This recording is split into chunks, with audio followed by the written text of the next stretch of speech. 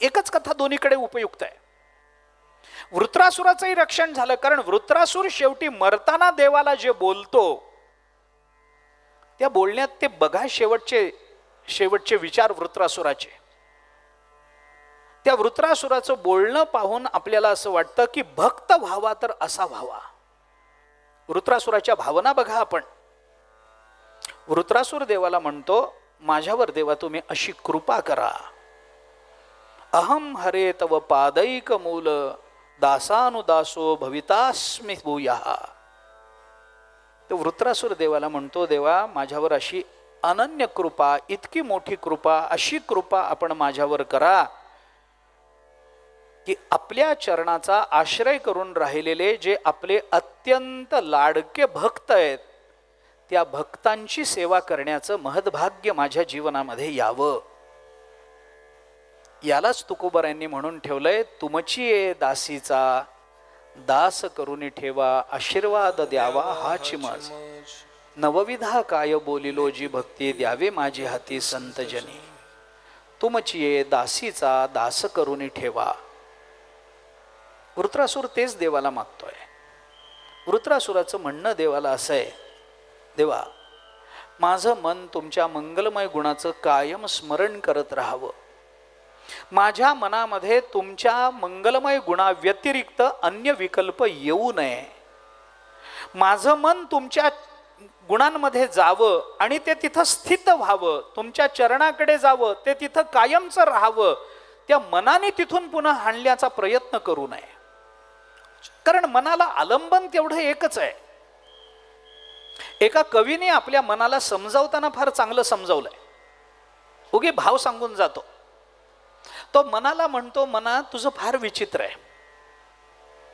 तुझं असं आहे म्हणे की तू पुरुषामध्ये गेलास तरी तुझा उपहास होतो आणि तू स्त्रियांमध्ये गेलास तरी तुझा उपहास होतो. का? कारण तू स्वतः नपुसक आहेस. मन नपुसकलिंगी शब्द ना, ते मन, तो मन नाही, ती मन नाही, ते मन नपुसकलिंगी. त्यामुळे तू नपुसक असल्यामुळे तू पुरुषामध्ये गेलास तरी तुझा उपहास होतो आणि तू स्त्रियांमध्ये गेलास तरी तुझा उपहास होतो. मग काय करायला पाहिजे? मग त्यांनी सांगितलं, तू जर नपुसक आहेस तर तू पुरुषाकडे जाऊ नको, स्त्रियाकडे जाऊ नको, नपुसकाकडेच तू जा. मग नपुसक कोण आहे? ब्रह्म हा शब्द नपुसकलिंगी आहे. तू ब्रह्माकडे जा आणि प्रब्रह्माच्या ठिकाणी तू जर रमलास तरच तुझ्या जीवनाचं कल्याण आहे, नाही तर होणार नाही. मनाने जावं. आता कोठे धावे मन तुझे चरण देखील या. भाग गेला, क्षीण गेला, अवघा झाला आनंदू. आमच्या मनाला दुसरीकडे जायला आलंबन नाही, दुसरं स्थान नाही. मनाने जावं तर देवाकडेच जावं. मन हे राम झाले, मन हे राम झाले, प्रवृत्ती ग्रासोनी कैसे निवृत्तीसी आले. कितीतरी प्रमाण देता येतील. ज्ञानोबा आहे तेच बोलतात, तुकोबा आहे तेच बोलतात. माझ्या मनाला तुमच्या गुणांशिवाय अन्य काही आलंबन असू नये. माझ्या वाणीला तुमच्या लीला कीर्तनाशिवाय दुसरं काही आलंबन असू नये. माझ्या शरीराला तुमच्या सेवेशिवाय दुसरं आलंबन असू नये. घेई घेई माझे वाचे, गोड नाम विठोबाचे, तुम्ही डोळे घ्या रे सुख, पहा विठोबाचे मुख. तुम्ही ऐका रे कान, माझ्या विठोबाचे गुण, मनात येथे धाव घेई, राहे विठोबाचे पायी. तुका म्हणे जीवा, नको सोडू या केशवा. तुकोबा आपल्या इंद्रियांना सांगतात. हाच विषय अंबरीशाच्या चरित्रात पुन्हा येतो. अंबरीशाने केलेली भगवत भक्ती याच रूपानं पुन्हा पुढे येते नवमस्कंदामध्ये. वृत्रातुर सांगतो, देवा मला दुसरं काही नको. मला तुमचा स्वर्गलोक नको, मला ब्रह्मलोक नको, मला या पृथ्वीचं राज्य नको, मला पाताळाचं राज्य नको, मला योग नको, मला सिद्धी नको, मला काही नको. सांगू देवा आम्हाला मोक्षही नको हो, आम्हाला मोक्षही नको. मोक्षपदे तुच्छ केली या कारणे, आम्हा जन्म घेणे युगायुगी. विटे ऐसे सुख नोहे भक्तिरस, पुढता पुढती आस सेवावे. नको मोक्ष आम्हाला. आचार्य म्हणतात, न मोक्षस्य आकांक्षा भवविभव वांछा पिचन मे, न विज्ञानापेक्षा शशिमुखी सुखेच्छापि न पुनः. अतस्त्वां संयाचे जननी जननम यातु मम वै, मृडाणी रुद्राणी शिव शिव भवानी ती जपतः. दिव्य पराधक्षमापन स्तोत्रात आचार्य बोलून दाखवतात, न मोक्षस्य आकांक्षा, आम्हाला मोक्ष नको. काय करायचंय मोक्ष? भव विभव वैभव नको, न विज्ञानापेक्षा ज्ञान नको, शशीमुखी सुखेच्छापी न पुन्हा सांसारिक सुख नको.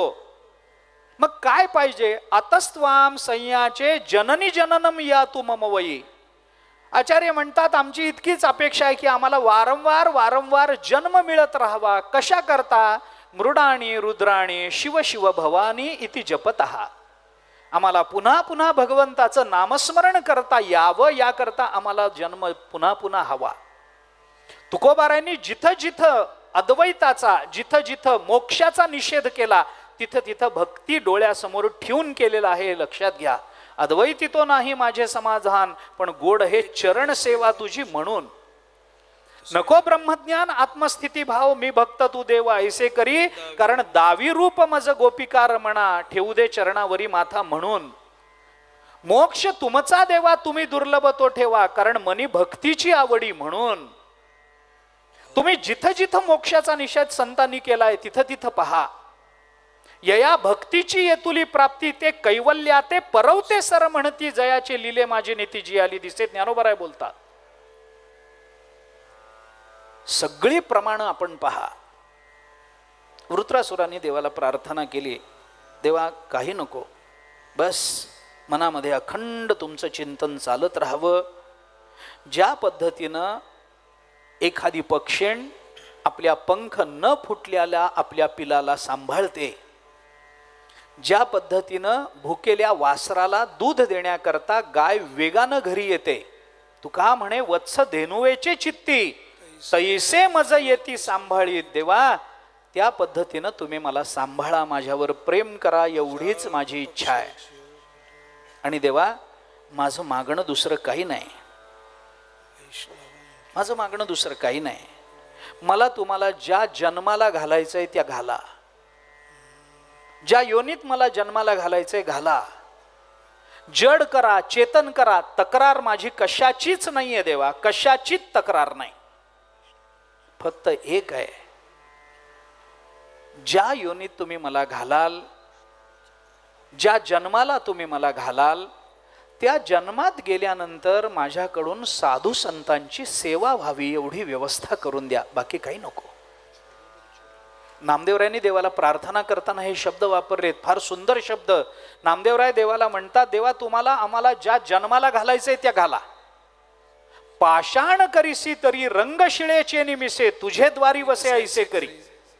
वृक्ष करीसी तरी मंडप मेघाचे निमिसे, तुझे द्वारी वसे ऐसे करी. झाड करीसी तरी तुळशीचे निमिसे, तुझे द्वारी वसे ऐसे करी. नाही देवा, श्वान करीसी तरी उच्चिष्टाचे निमिसे, तुझे द्वारी वसे ऐसे करी. आणि देवा जर मनुष्य करणार असाल तर मनुष्य करीसी तरी भक्तीचे निमिसे, तुझे द्वारी वसे ऐसे करी. नामदेवराय देवाला प्रार्थना करतात. तीच प्रार्थना, तशीच प्रार्थना वृत्रासुराने केली. वृत्रासुर देवाला सांगतात, देवा एवढीच अपेक्षा आहे, वृत्रासुराचा उद्धार, इंद्रादिक देवतांचा उद्धार आणि अजामेळासारख्या अत्यंत पापी वाटणाऱ्या माणसाचा उद्धार.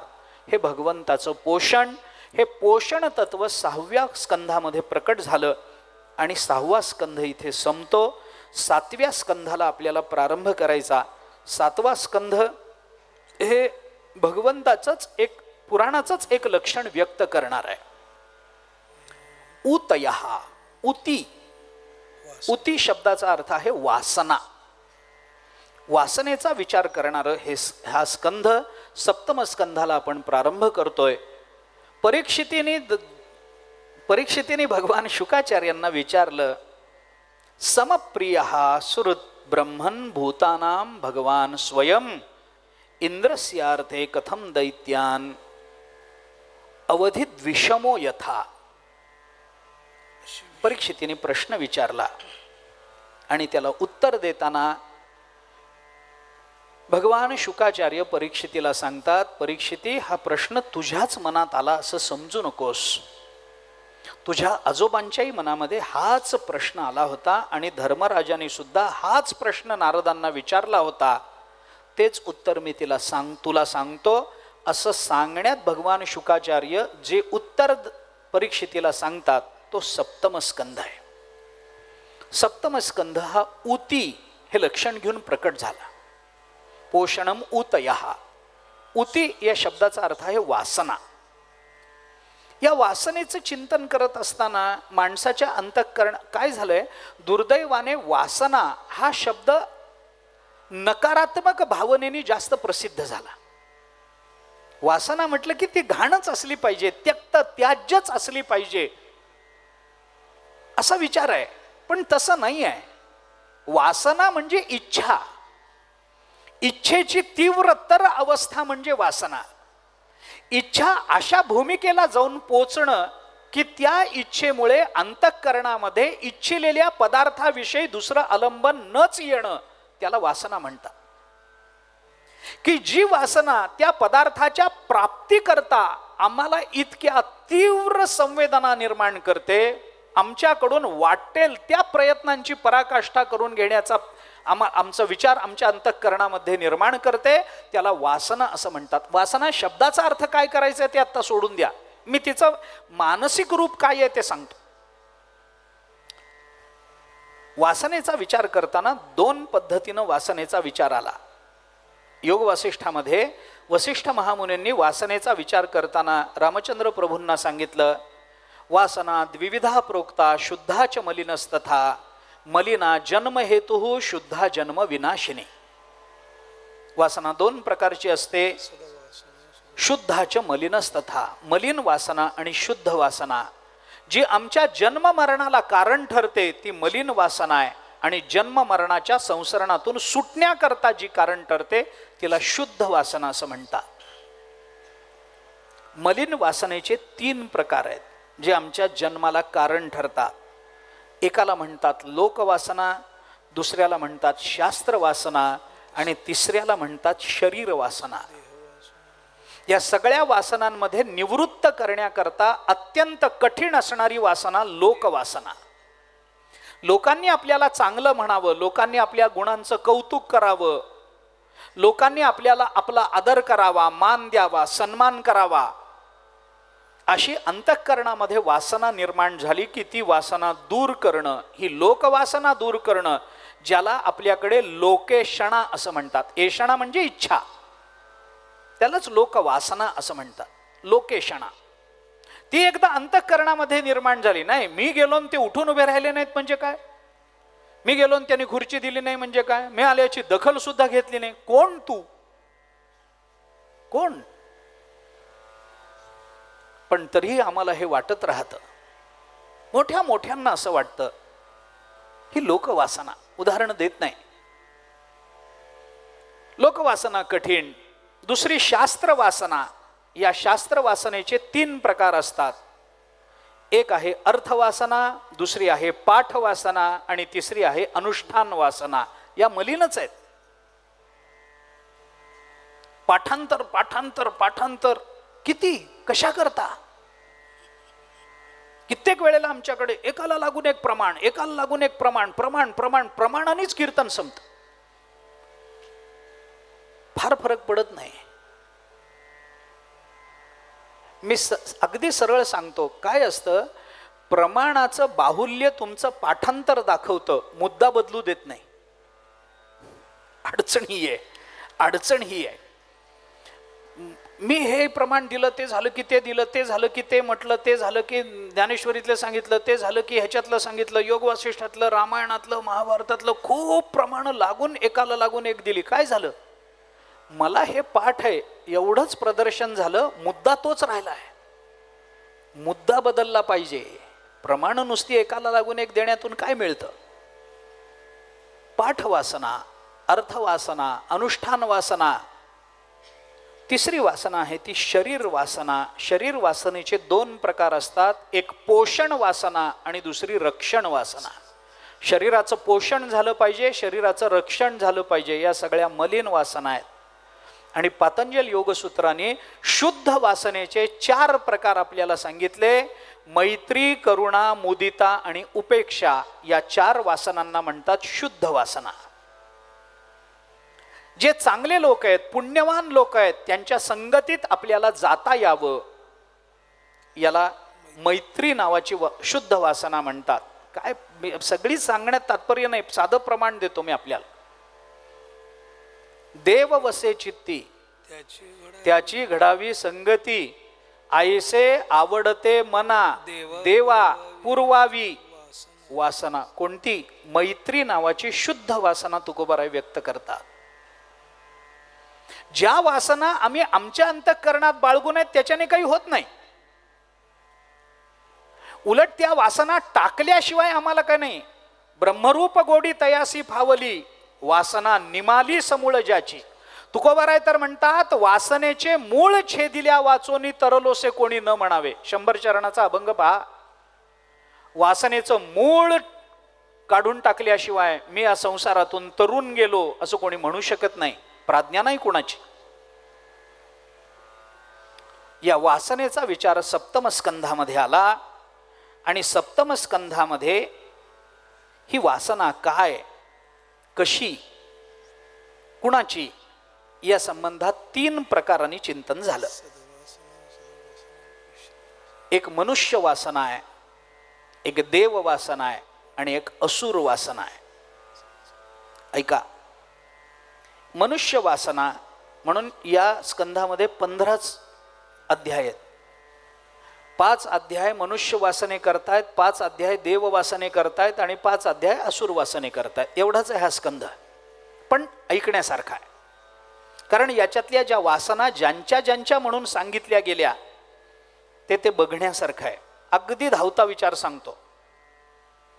पहिल्या 5 अध्यायामध्ये हिरण्यकश्यपूची वासना प्रकट झाली. हिरण्यकश्यपू पहिल्याच 5 अध्यायामध्ये. नंतरच्या 5 अध्यायामध्ये प्रल्हाद वासना, प्रल्हादाच्या अंतःकरणामध्ये भगवंताच्या संबंधानं ही दैव वासना किंवा देव वासना. आणि शेवटच्या 5 अध्यायामध्ये युधिष्ठिराचं चरित्र सांगून युधिष्ठिराची वासना प्रकट झाली, ही मानव वासना आहे. ही सगळी चरित्र आपल्याला माहिती आहेत. प्रल्हादाच्या चरित्रातून काय घ्यायचं, हिरण्यकश्यपूच्या चरित्रातून काय घ्यायचं, याचा विस्तार स्वतंत्र आहे. हिरण्यकश्यपूला स्वतःपेक्षा मोठं दुसऱ्याला मानायचं नाही आहे. देवापेक्षा मी मोठा अशी त्याची भावना आहे आणि जगाने ते मानावं असा त्याचा अट्टहास आहे. त्याच्या पोटी प्रल्हाद आहे. या हिरण्यकश्यपूच्या कुळामध्ये एकाडेक चांगले आलेत, एकाडेक चांगलं चरित्र आहे. त्यांच्या पोटी प्रल्हाद आले. ते प्रल्हाद हिरण्यकश्यपूच्या पोटी एवढा मोठा भगवत भक्त कसा आला? देवाची पोषण आहे. त्याच्या मागे कारण खूप. याच्यामध्ये सुद्धा नामाचाच विचार आहे. एका पुराणाने या संबंधातली कथा सांगितली आहे. भागवतात आली नाही, अन्य पुराणात आलेली कथा आहे. हिरण्यकश्यपूच्या पोटी प्रल्हाद कसे जन्माला आले? एके दिवशी हिरण्यकश्यपू आणि त्याची पत्नी कयाधू हे दोघे त्यांच्या उपवनातून फिरत होते. ते फिरता फिरता तिथं एका दगडावरती भगवंताचं नाव कोरलेलं हिरण्यकश्यपूने पाहिलं. भगवान विष्णूंचं नाव तिथं कोरलेलं होतं. नारायण नाव असेल, काही असेल, नारायण नाम कोरलेलं होतं. दोघे फिरत चालले. हिरण्यकश्यपूने ते बघितलं, राग आला. आता आपली बायको भगवत भक्त आहे, त्याला माहिती आहे ती सज्जन आहे, ती बघेल म्हणून त्याने काय केलं, आपल्या पायाने ते नारायण नामाचा दगड पालथा केला. ते नाम जे दिसत होतं तो दगड पालथा केला. पालथा केल्याबरोबर बायकोने विचारलं का? कारण नवऱ्याच्या प्रत्येक गोष्टीवर जिचं बारीक लक्ष असतं तिचं नाव शाबास, तिचं नाव बायको. तिने विचारलं काय काय केलं? म्हटलं काय नाही, दगड पडला होता, पाय मा जाता जाता मनुष्याला पायाने काही ढकलायची सवय असतेच की, चाळा लागतो एवढंच आहे. हागतहाई घोडी चळण मोडवी ते काढी, आहेच आहे की. काय नाही काय नाही. चाल, ती म्हणली नाही, काहीतरी असल्याशिवाय तुम्ही असं करणार नाही. काय होतं सांगा. अगं तो म्हणला खरंच काही नाही. हिचा विश्वास बसेना, तो सांगेना. ठीक आहे. संध्याकाळ झाली, घरी आले. रात्री एकांतामध्ये असताना एकांत सुखाच्या चरमसीमेला गेलेले असताना शेवटच्या त्या क्षणी कयाधूनं आपल्या पतीला विचारलं, तुम्ही पायानं काय ढकललं हो? बघा अवस्था काय ती. अगदी शेवटच्या क्षणी, स्त्री संघाच्या अगदी शेवटच्या क्षणी कयाधूनं आपल्या नवऱ्याला हिरण्यकश्यपूला विचारलं, का हो तुम्ही पायाने काय ढकललं? आणि ती अवस्था हिरण्यकश्यपूची अशी होती की त्याला खोटं बोलता आलं नाही, कारण तो अशा सुखावर आरूढ होता की त्याला तिथं दुसरं सुचलं नाही. आणि त्यांनी सांगितलं, अगं नारायण नावाचा दगड होता, तो नारायण म्हणाला आणि प्रल्हादाचं बीज कयाधूच्या पोटामध्ये पडलं. त्या नामानं ते बीज पडलं म्हणून प्रल्हाद जन्माला आला. अन्य पुराणांमध्ये आलेली कथा आहे, भागवतात नाही आहे. हिरण्यकश्यपूच्या पोटी प्रल्हादाने का यावं? आले नामाचा परिणाम. वाईट आहे. मुलाला मोठं केलंय, मुलाच्या अंतःकरणामध्ये आता जन्मच नारायण नाम आहे. पोटात असताना नारदांनी केलेला उपदेश नारायण नामाचा आहे. नारायण नारायण कायम कानावर पडत आलेलं आहे, तेच चालू आहे. शुक्राचार्य गुरु आहेत, त्यांची पाठशाळा आहे. षंड आणि अमर्क हे शुक्राचार्यांची दोन मुलं आहेत, ती त्या पाठशाळेतले शिक्षक आहेत. सगळे मिळून त्या प्रल्हादाला त्या हिरण्यकश्यपूचा काही विचार शिकवतात, काही पाठपाठांतर करून घेतात, देवाचं नाव घ्यायला देत नाहीत. तरीही प्रल्हादाच्या मुखातून भगवंताचं नाम जात नाही. पुष्कळ प्रयत्न झाले. दर आठवड्याला दर महिन्याला हिरण्यकश्यपू शिक्षकांना बोलवून विचारतोय की माझा मुलगा काय शिकतोय. मला हिरण्यकश्यपूचं काहीच आवडत नाही, पण हा गुण सगळ्यांनी घेण्यासारखा आहे की आपला मुलगा काय शिकतोय याच्यावर हिरण्यकश्यपूचंही लक्ष आहे. हे घेण्यासारखंच आहे. हिरण्यकश्यपू असला म्हणून काय झालं, पण आपला मुलगा काय शिकतोय, कुणाच्या संगतीत राहतोय, त्याला कोण शिकवतं, काय शिकवतं, हिरण्यकश्यपूचं बारीक लक्ष आहे. आपल्या कोणत्याच हिरण्यकश्यपूला हे जमलं नाही.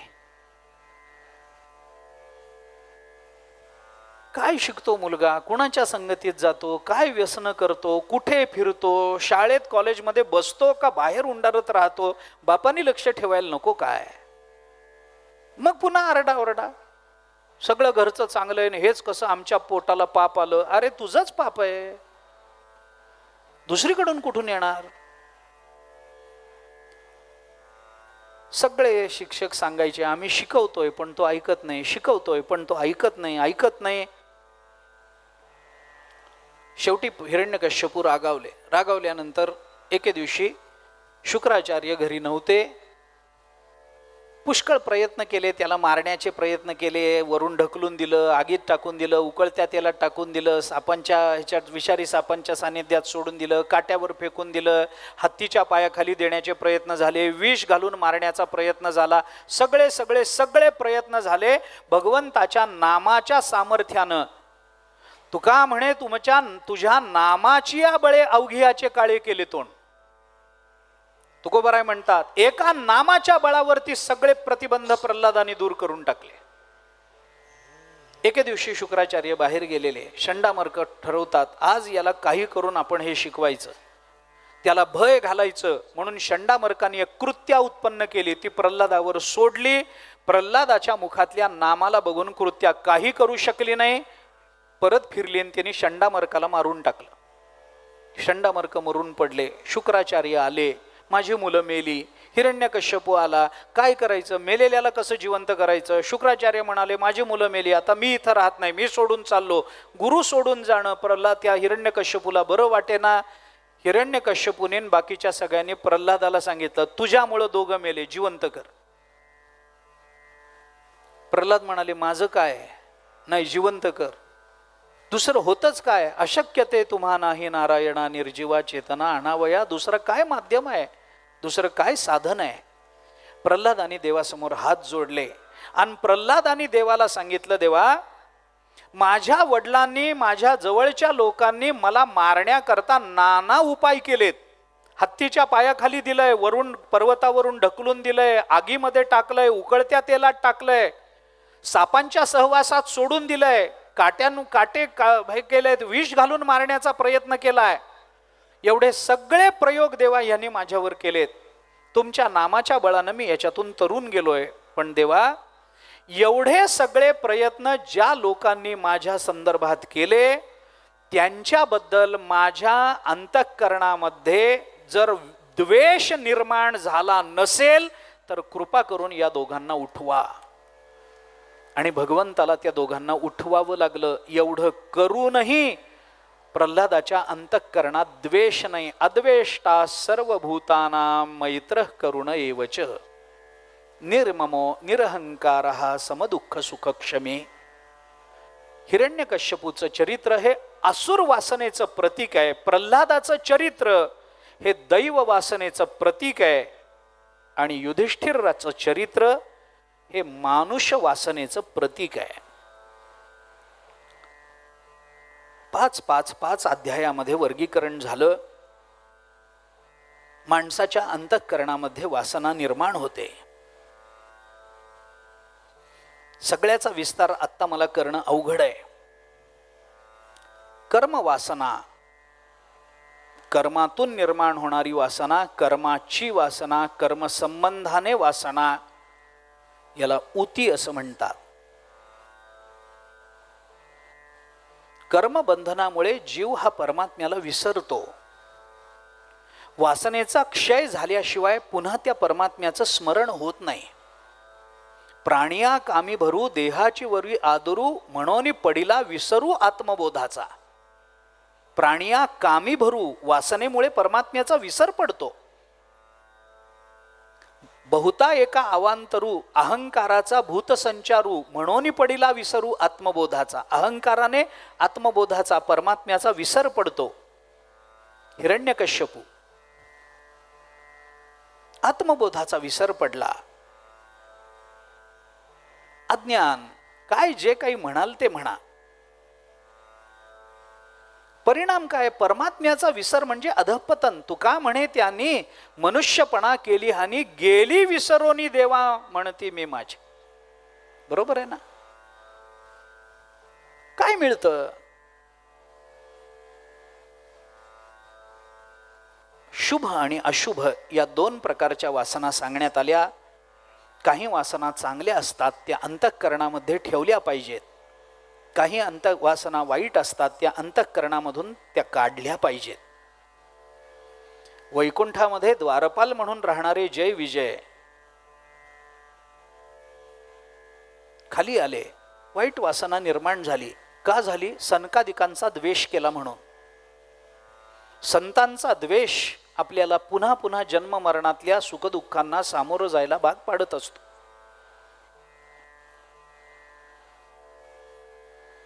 सातव्या स्कंधामध्ये या 3 वासनांचा विचार आला आणि या 3 कथांमधून आपल्याला या 3 वासना आपल्याला कळतात.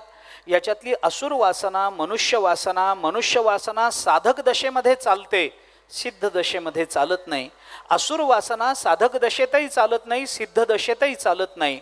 आणि दैव वासना ही साधक दशेत आदर्श म्हणून ठेवली पाहिजे आणि सिद्ध दशेमध्ये आपलं स्वरूप किंवा आपला स्वभाव म्हणून स्वीकारली पाहिजे.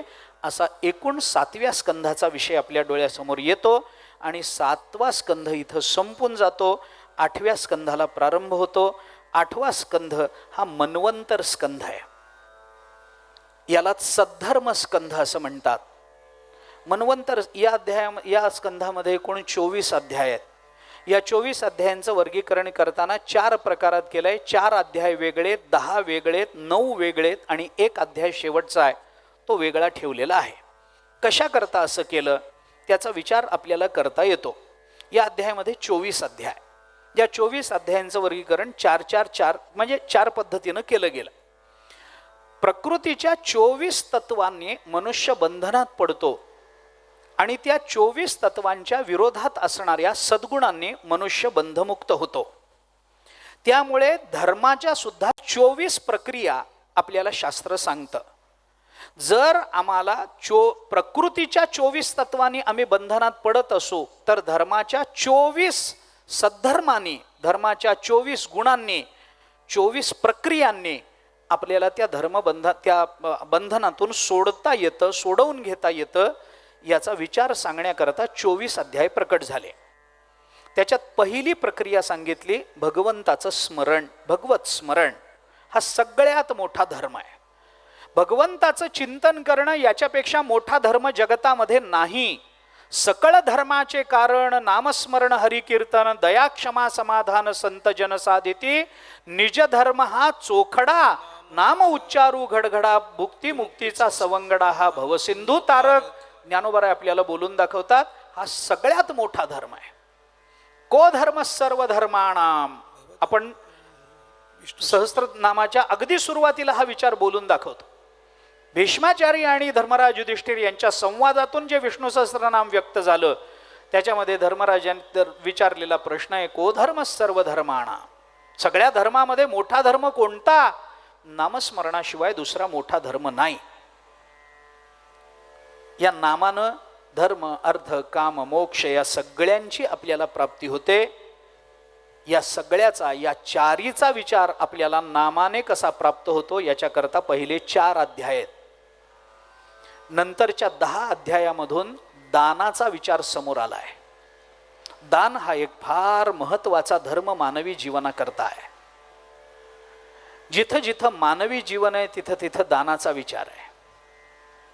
दान केल्याशिवाय माणसाचं जीवन व्यापक होत नाही, समृद्ध होत नाही.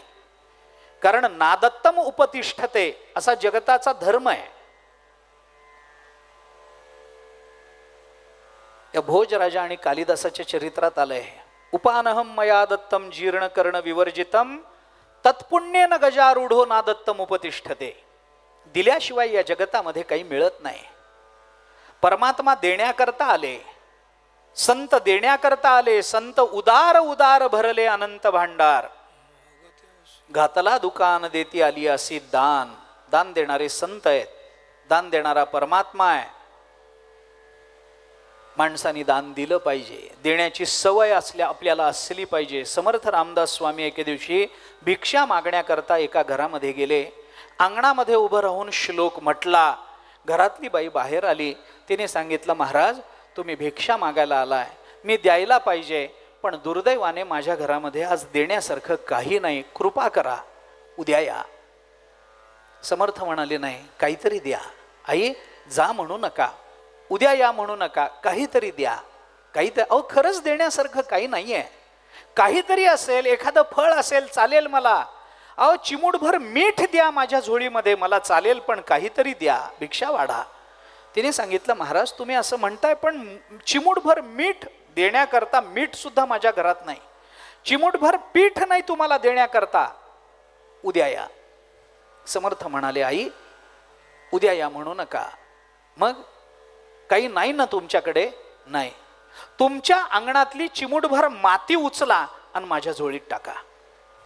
त्या बाईला वाईट वाटलं. ती म्हणते महाराज असं का बोलता हो, मी काय इतकी वेडी आहे का? अहो मी तुमच्या झोळीत माती टाकेन का? मी पापी नाही आहे. मी आत्तापर्यंत तुम्हाला देत आले, आज नाहीये म्हणून उद्या या म्हणते, मी काही माती टाकेन? समर्थ म्हणाले मी सांगतो ना तुम्हाला, नाहीये ना तुमच्याकडे, चिमूटभर माती तरी माझ्या झोळीत टाका अंगणातली. तिने विचारलं असं का म्हणता? समर्थ म्हणाले मला तुमच्या घरातली माती नकोय, फक्त आज तुमच्या घरात काही नाहीये म्हणून तुम्ही उद्या या म्हणताय, पण आज तुमच्या जिभेला जर उद्या या म्हणायची सवय लागली तर उद्या घर भरलं तरी फक्त सवय लागली म्हणून उद्या या म्हणाल. याच्याकरता आज चिमूटभर काहीतरी द्या. जगद्गुरु शंकराचार्यांच्या चरित्रात ही कथा आहे. आचार्य भिक्षेकरता एका घरामध्ये गेले. बाई फार गरीब, तिने सांगितलं देण्याकरता काही नाही. आचार्य म्हणाले काहीतरी. शेवटी तिने सांगितलं खरंच मला देण्याकरता काही नाही. तिने प्रपंचाचं वर्णन केलं. आचार्यांना वाईट वाटलं, पण आचार्य म्हणाले काहीतरी द्या, काहीतरी असेल ना. तिने सगळं बघितलं. घरामध्ये एक छोटा आवळा सापडला. आवळा तिने तेवढाच आणला आणि डोळ्यात पाणी आणून त्या बाईने सांगितलं, महाराज एवढा एकच आवळा घरामध्ये राहिलाय, आता हाही तुम्हाला देऊन टाकते. घरात देण्यासारखं आता काही राहिलं नाही, हाही आवळा तुमच्या झोळीत टाकते. तिने आचार्यांच्या झोळीमध्ये तेवढाच आवळा टाकला. आचार्यांच्या अंतःकरणात तिच्याबद्दल जी कणव दाटून आली, ती अंगणामध्ये उभं राहून आचार्यांनी लक्ष्मीला प्रार्थना केली. त्याला कनकधारा स्तोत्र असं म्हणतात. आणि ती प्रार्थना ऐकल्याबरोबर तिच्या अंगणामध्ये आकाशातून सोन्याच्या आवळ्यांचा पाऊस पडला. दिल्याशिवाय मिळत नाही जगात, हे आपल्याला कळावं याच्याकरता दान नावाचा धर्म सांगणारे 10 अध्याय नंतर या 8व्या स्कंधामध्ये प्रकट झाले. ते दान काय आहे, कसं आहे, वामनाचं चरित्र त्याच्याकरता व्यक्त होतं. सगळंच सांगत नाही. त्याच्या नंतरचे जे 9 अध्याय आहेत, त्या 9 अध्यायामध्ये प्रतिज्ञापूर्ती हा धर्म सांगितला आहे. आपण जेव्हा एखादा शब्द देतो तेव्हा तो शब्द पूर्ण करणं ही आपली जबाबदारी असते. आपण दिलेला शब्द पाळला पाहिजे, हा धर्म आहे. रामचंद्र प्रभूंच्या जीवनामध्ये त्यांनी सगळ्यात जास्त महत्त्व कशाला दिलंय, तर ते प्रतिज्ञा पालनाला दिलंय. आपण रामायण वाचा. रामचंद्र प्रभूंनी सीतेला सांगताना असं सांगितलंय, अप्यहम जीवितम जह्याम त्वाम वा सीते सलक्ष्मणाम नहि प्रतिज्ञा संश्रुत्य ब्राह्मणेभ्यो विशेषतः. रामचंद्र प्रभूंच्या मुखातले शब्द आहेत. वाल्मिकी रामायण पहा आपण. कारण प्रतिज्ञा पालन हा आपला धर्म आहे.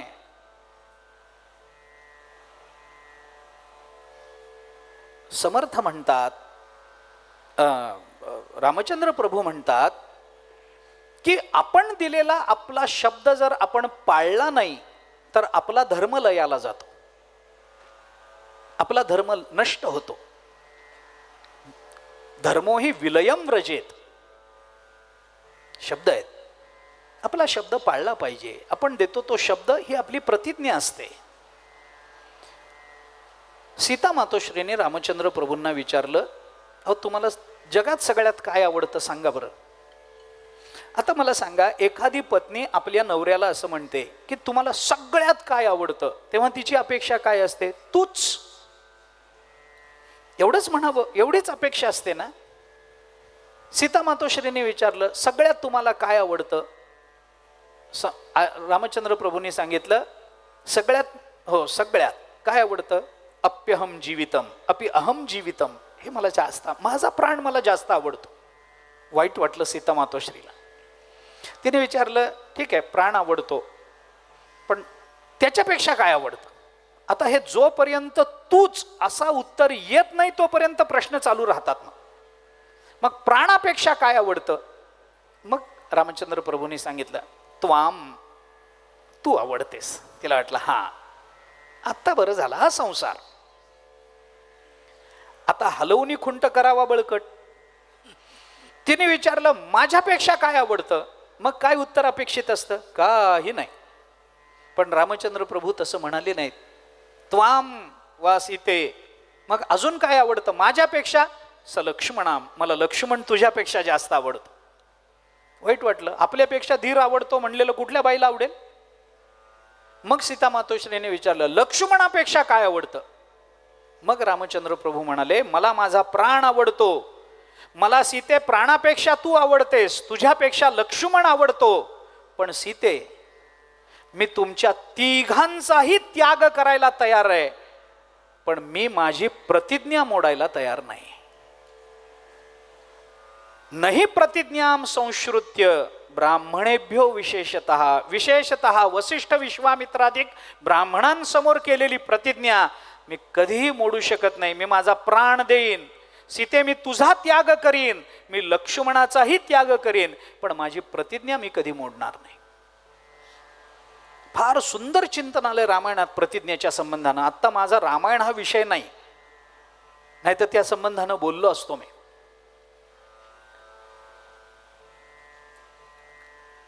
मी माझी प्रतिज्ञा मोडणार नाही.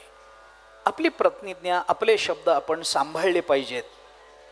आणि प्रतिज्ञा काय असतं, एक साधा विचार या संबंधात, एक दोन गोष्टी सांगतो ना 8वा स्कंध संपवतो. गंमत काय असते याच्यामध्ये, की दिलेला शब्द मोडू नये हे खरं आहे. एवढं जर कळतं तर जे शब्द मोडता येत नाहीत तेच द्यावेत. साधा विचार आहे ना. ज्या शब्दांची परिपूर्ती आपल्याला करता येते तेच शब्द आपण द्यावेत. भावनेच्या भरामध्ये अतिरेकानं काहीतरी माणसाने बोलू नये. मर्यादेत बोलावं. आपल्या सामर्थ्याच्या मर्यादा आपल्याला कळत असतात. किंबहुना स्वतःला ओळखणं याचंच नाव स्वतःच्या मर्यादा जाणणं हे असतं. ओळखलं पाहिजे ना. आपण दिलेला शब्द आपण पाळावा. का पाळावा त्याचं शेवटचं कारण मी सांगतो आपल्याला. पुराणांनी वर्णन केलंय त्यानुसार सांगतो. काय असतं, माझा मित्र भेटला, त्याने मला विचारलं, अरे तू मला माझे पैसे देणार होतास ना, काय झालं? मग आपण त्याला सांगतोय, पा आज मला जमलं नाही, उद्या 4 वाजेपर्यंत नक्की 4 वाजता मी तुझ्या घरी येतो, तुला पैसे देतो. दिला शब्द. आता काय केलं पाहिजे, 4 वाजेपर्यंत त्याच्या घरी गेलं पाहिजे आणि त्याला पैसे दिले पाहिजेत. बरोबर होतं काय? पुराणांनी चिंतन काय केलंय ते सांगतो. पुराण म्हणतं, ज्या वेळेला आपण हे म्हणतो की मी उद्या 4 वाजता तुझ्या घरी येतो आणि तुझे पैसे तुला देतो, हे शब्द आपल्या मुखातून जेव्हा बाहेर पडतात तेव्हा वातावरणात फिरत राहिलेल्या ज्या देवता असतात त्या देवता हे शब्द ऐकतात. आणि ज्या देवता आपल्याला ऋणमुक्त करण्याकरता सिद्ध झालेल्या असतात त्या देवता आपण तिथे जायच्या आधी उपस्थित असतात. आणि देवतांना उपस्थित करून जर आपण गेलो नाही तर देवता आपल्याला पुन्हा ऋणमुक्त करण्याच्या भानगडीत पडत नाहीत. म्हणून आपला शब्द आपण पाळला पाहिजे. मी जर कीर्तनाला येतो म्हणालोय तर आलोच पाहिजे, आलंच पाहिजे. मी जर 4 वाजता येतो म्हणालोय, मी 4, 4:15, आता 8 वाजता सोडतो असं मी म्हणालोच नव्हतो. मी आधीच सांगतोय, मी विषयच केला नव्हता की मी 8 वाजता आज सोडणार आहे. त्यामुळे माझ्यावरती जबाबदारी येत नाही आत्ता तरी. आपण जर शब्द दिला असेल तर तो पाळला पाहिजे. हे सांगण्याकरता, प्रतिज्ञापूर्ती करता 10 अध्याय आले आणि त्याच्याकरता चरित्र सांगितलं गेलं बळीचं. विचार करा, सत्य प्रतिज्ञा आहे. एकदा शब्द दिला. तुका म्हणे सत्य कर्मा व्हावे साह्य, घातली हा भय नरका जाणे. बळीचं चरित्र आपल्याला ते सांगतं. आणि शेवटच्या एका अध्यायामध्ये मत्स्य चरित्र आलंय. मत्स्य चरित्र हे सगळ्या धर्माचं मूल आहे. मत्स्य चरित्र, मत्स्य अवतार भगवंताचा कसा झाला, काय झाला, स्वयंभुव मनू कसे, ओंजळीत मासा कसा आला, तो कमंडलूत टाकण्यात आला, कमंडलू पुरलं नाही म्हणून घरी येऊन मोठ्या भांड्यातून त्यापेक्षा जास्त मोठ्या भांड्यात, त्यातून एका तलाव पुरला नाही, समुद्रात टाकावा लागला. त्या माशाने सांगितलं प्रलय होणार आहे, प्रलयामध्ये सगळे वेद घेऊन तू नावेमध्ये बस, तुला एक मासा भेटेल तो मीच आहे, त्या शिंगाला ती नाव बांधून टाक, वगैरे वगैरे सगळा विचार सांगण्यात आला. आणि हे मत्स्य चरित्र हे सांगून या शेवटच्या एका अध्यायामध्ये हे चरित्र सांगितलं जातं. आणि हा 8वा स्कंध संपतो. त्याचं नाव आहे मन्वंतर स्कंध. मन्वंतर स्कंध मन्वंतर कशाला म्हणतात? मन्वंतर असं त्याचा सरळ आपल्याला हे करता येतो, विग्रह करता येतो. मन्वंतरामध्ये 6 गोष्टी लागत असतात. 14 मनु लागतात, देवता लागतात, मनुपुत्र लागतात, देवतांचे स्वामी लागतात, ऋषी लागतात आणि भगवंताचा अंशावतार व्हावा लागतो, तर त्याला एक मन्वंतर. एवढ्या सगळ्या गोष्टी ज्या काळामध्ये येतात त्याला एक मन्वंतर असं म्हणतात. या मन्वंतराचा विचार, मन्वंतराला सद्धर्म असं म्हणतात. आणि सद्धर्म म्हणजे काय आहे याचा एका वाक्यात विचार जर बोलायचा झाला तर ज्या 6 गोष्टींना आपण मन्वंतर म्हणतोय, कोण कोण येतं? 14 मनु येतात, देवता येतात, मनुपुत्र येतात, देवतांचे स्वामी येतात, ऋषीगण येतात आणि भगवंताचा अंशावतार येतो. या सगळ्यांनी मिळून घालून दिलेला जीवनाच्या उद्धाराचा जो मार्ग आहे त्याला सद्धर्म असं म्हटलं जातं. म्हणून 8व्या स्कंधामध्ये आपल्याला हे सगळं ऐकायला पाहायला मिळतं. आपण हे ऐकलेलं आहे. बळीराजा कोण काय आपल्याला माहिती आहे. त्याच्या आधीचाही विचार आपल्याला माहिती आहे. वामन अवतार कसा झाला हाही विचार आपल्याला माहिती आहे. हे सगळं याच्यातून आपल्याला कळत जातं. आपली प्रतिज्ञा तिचं परिपालन आपण केलं पाहिजे. दान नावाचा सद्धर्म आपण आचरणामध्ये आणला पाहिजे. सर्व धर्माचं मूल असणारा परमात्मा त्याची उपासना आपल्याकडून झाली पाहिजे. आणि त्याहीपेक्षा महत्त्वाचं आपल्याकडून अखंड भगवंताचं नामस्मरण घडलं पाहिजे. हे सांगण्याकरता 8वा स्कंध येतो. 8व्या स्कंधानंतर 9वा स्कंध येतो. त्या 9व्या स्कंधाला ईशानुकथा असं म्हणतात. हा स्कंध संपवतो. ईशानुकथा असं म्हणतात. ईश हा जो शब्द आहे, ईशानुकथा म्हणजे ईश्वराच्या कथा असं सांगितलं जातं. पण ईश्वर शब्द कोणत्या अर्थाने वापरायचा? ईश्वर म्हणजे देव असं होत नाही. ईश्वर कशाला म्हणतात? ईशितुम शीलम यस्य सहा ईश्वर, ज्याचं ईशन करण्याचं शील आहे, म्हणजे ईशनशीलता हा ज्याचा स्वभाव आहे त्याला ईश्वर असं म्हणतात. ईशनशीलता म्हणजे काय? ज्याच्याकडे नियोजन असतं, ज्याला नियोजन करता येतं तो ईश्वर होतो. ज्याला नियोजन, राज्य सांभाळण्याचं नियोजन ज्याला करता येतं तो त्या राज्याचा ईश्वर झाला. राज्यामध्ये कुणाकडून अपराध घडला त्याला दंड देणं ईश्वराचंच काम आहे. राज्याकडून कुणी काही चांगलं काम केलं त्याचं कौतुक करणं ईश्वराचंच आहे. आपण चांगलं वागू तर परमात्मा आपल्याला चांगलं देतील, ईश्वराचंच काम आहे. आपण वाईट वागू तर परमात्मा दंड देतील, ईश्वराचंच काम आहे. म्हणून 18व्या अध्यायामध्ये क्षत्रियाचं वर्णन करताना त्यांना ईश्वर शब्द भगवंतानी वापरला. आता बोलत नाही ते. पण ईशानुकथा हा 9वा स्कंध आहे. आता ही ईशानुकथा काय आहे? या 9व्या स्कंधामध्ये नेमकं काय येतं याचा थोडासा विचार आपल्याला करायचा आहे. या सगळ्या 9म स्कंधामध्ये सगळी चरित्र आली आहेत. सगळी चरित्र आली आहेत. कुणाच्या कथा आहेत? परमात्म्याचे भिन्न भिन्न अवतार आहेत आणि त्याच परमात्म्याच्या सद्भक्तांच्या कथा आहेत. या दोन्हीला म्हणून ईशानुकथा असं म्हणतात. ईशानुकथेमध्ये 2 गोष्टींचा विचार 2 प्रकारानं करावा लागतो. एक वंशाचा विचार करावा लागतो आणि एक वंशचरिताचा विचार करावा लागतो. नुसतं चरित्र नाही, वंशही सांगितला आहे. ईशानुकथेमध्ये ज्या ज्या राजांच्या ज्या ज्या गोष्टी जे जी चरित्र आपल्याला मिळतात त्यांचे त्यांचे वंश आहेत आणि त्या त्या वंशाचं चरित्र आहे. चरित्र शब्दामध्ये चर धातू आहे. आता आपण नुकतंच बोलून आलोय, पुन्हा तो सगळा विषय सांगत नाही. नुकताच जगन्नाथपुरीला बोलून आलो आम्ही. चरित्र काय असतं, चरित्र म्हणजे काय, चरित्र कसं सिद्ध होतं, चरित्र निर्मिती करता काय करावं लागतं याचा विचार नुकताच बोलून आलोय. पुन्हा तो सांगत नाही. मला माहिती आहे तुम्ही बरेच जण नसालही त्याच्यामध्ये, पण माझा इलाज नाही आत्ता. माझ्याकडे मी काय आहे आता ह्या चरित्राचा विचार जर सांगत बसलो ना तर उशिरा सोडलं हा माझ्या चरित्रावर डाग पडेल, म्हणून सांगत नाही. चरित्र निर्मिती हा मानवी जीवनाचा एक विशेष आहे. चरित्र, चर हा धातू गम या अर्थाने चालतो, नेणे. जे आम्हाला भगवंतापर्यंत नेतं त्याला चरित्र म्हणतात. खाणे या अर्थाने चर धातू चालतो, जाणे या अर्थाने चर धातू चालतो. जे काही असेल ते आता बोलत नाही. चरित्र शब्द चर धातूपासून कसा सिद्ध झाला, त्याला काय लागलं, कशाची वृद्धी झाली, जाऊ द्या, या व्याकरणाचा विषय नको आता आपल्याला. याच्यामध्ये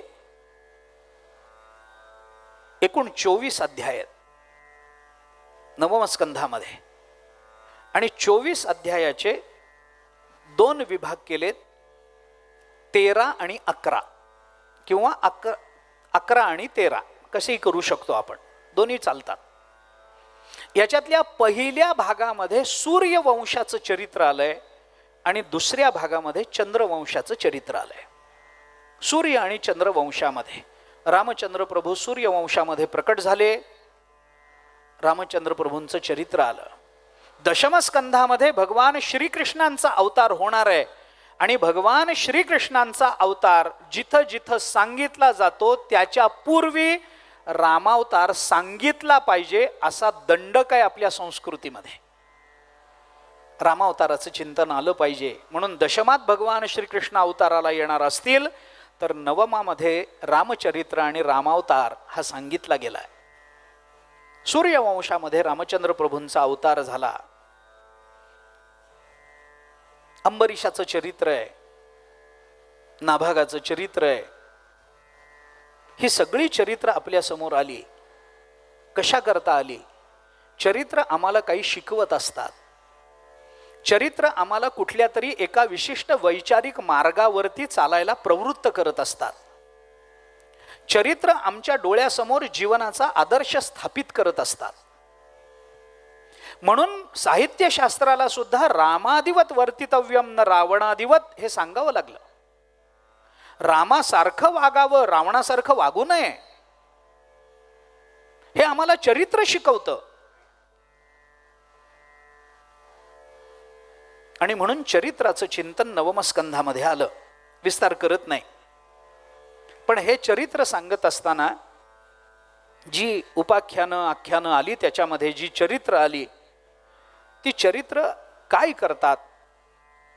भागवताने आपल्याला चिंतन असं सांगितलंय की माणसाकडून दोन पद्धतीचे दोष घडत असतात. काही दोष क्रियागत दोष असतात आणि काही दोष वासनागत दोष असतात. वासना क्रियेतून अभिव्यक्त झाली नसेल पण विषयाबद्दलची वासना अंतःकरणात बाळगणं हाही दोषच आहे. आणि काही दोष क्रियेतून घडत असतात. क्रियेतून घडणारे तर अनेक दोष आहेत. पंचसुना त्याच्याकरताच सांगितलं गेलं शास्त्राकडून.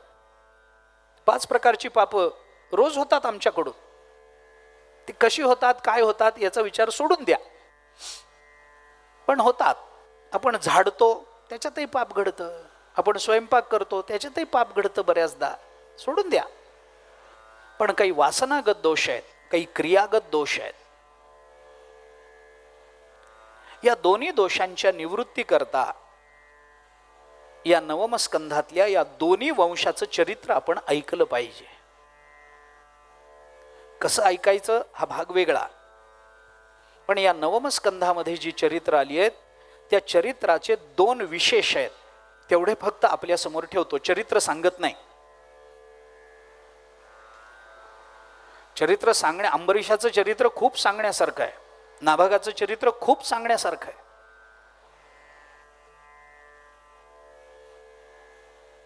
या चरित्रांमध्ये एक गोष्ट आपल्याला कळते. त्याच्यातली पहिली गोष्ट मी आपल्या समोर ठेवतो.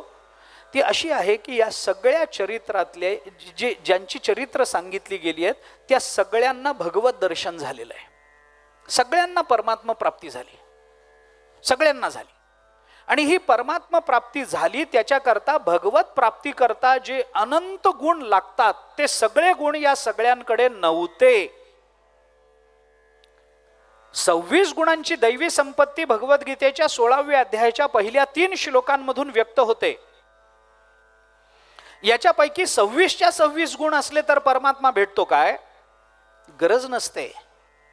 याच्यापैकी एखादा गुण जरी प्रामाणिकपणाने आपल्याला प्राप्त करून घेता आला तर त्याच्यानेही भगवत प्राप्ती होते, ही दाखवणारी ही चरित्र आहेत.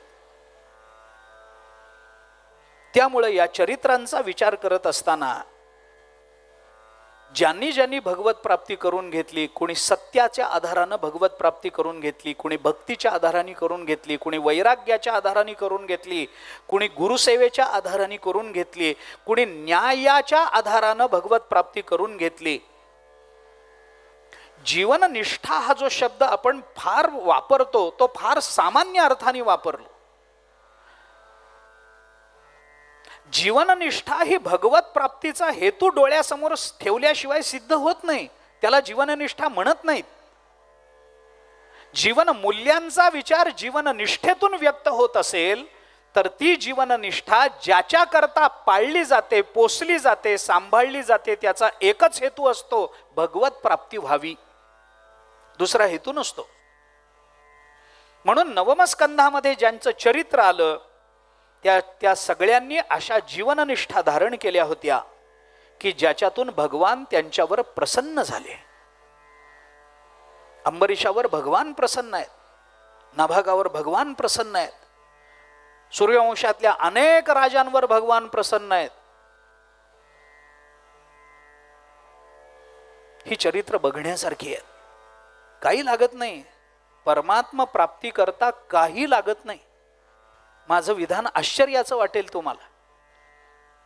एकीकडे म्हणायचं बहुनाम जन्मनाम अंते ज्ञानवान माम प्रपद्यते, आणि दुसरीकडे भागवत सांगताना म्हणायचं भगवंताच्या प्राप्ती करता काही लागत नाही.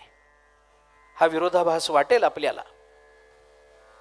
पण नाभागाचं चरित्र बघा, काय लागतं. नाभागाने परमात्मा प्राप्ती करून घेतली. कशानं? काहीच केलं नाही, फक्त तो सरळ वागला, बस संपलं. सरळ वागता आलं तरी देव भेटतो.